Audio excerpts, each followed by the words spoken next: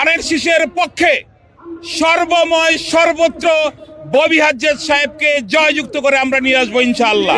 ঢাকা 13 আসন কর্তৃক আজকের নির্বাচনী প্রচারণার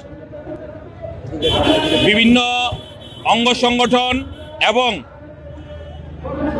তৃণমূল জনতার উদ্যোগে যে নির্বাচনী মিছিল হয়েছে ধানের শীষের পক্ষে, এতেই বোঝা যায় ঢাকা 13 আসনের মাটি ধানের শীষের ঘাঁটি।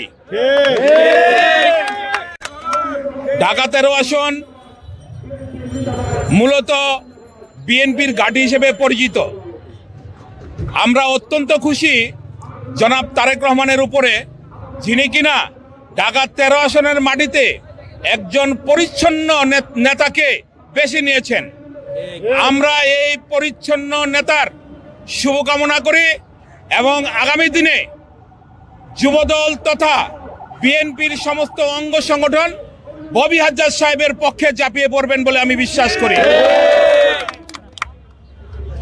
ববি হাজ্জাজ সাহেব তার ক্লিন ইমেজ দিয়ে মোহাম্মদপুরবাসীর, আদাবর শেরেবাংলাবাসীর মন জয় করেছে এবং আগামী দিনে ধানের শীষের পক্ষে সর্বময় সর্বত্র ববি হাজ্জাজ সাহেবকে জয়যুক্ত করে আমরা নিয়ে আসবো ইনশাআল্লাহ। দেশনায়ক জনাব তারেক রহমান আমাদের মাঝে ধানের শীষের কাণ্ডারি হিসাবে ববি হাজ্জাজকে বেছে নিয়েছেন।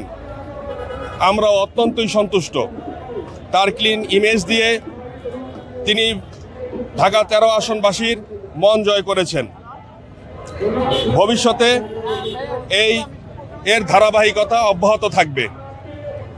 আমরা সর্বত্র ববি হাজ্জাজ সাহেবকে ধানের শীষের পক্ষে প্রচারণায় মেতে উঠব। সেই সাথে প্রত্যেকটা কেন্দ্র থেকে আমরা ধানের শীষকে বিপুল ভোটে জয় করার জন্য সর্বত্র এবং সর্বাধিক সচেষ্ট থাকব।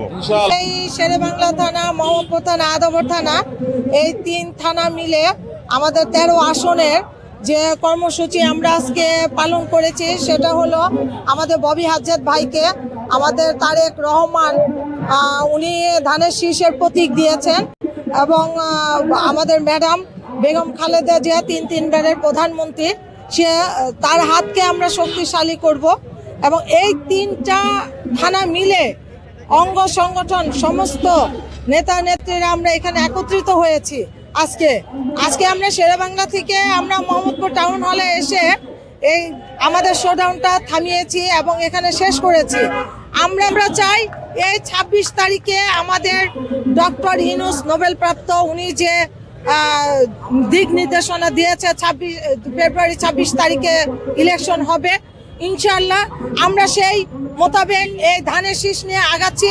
আমরা 13 আসনে ববি হাজ্জাজ ভাইকে বিপুল ভোটে জয়যুক্ত করে আমাদের চেয়ারপারসন তারেক রহমানের হাতকে শক্তিশালী করব।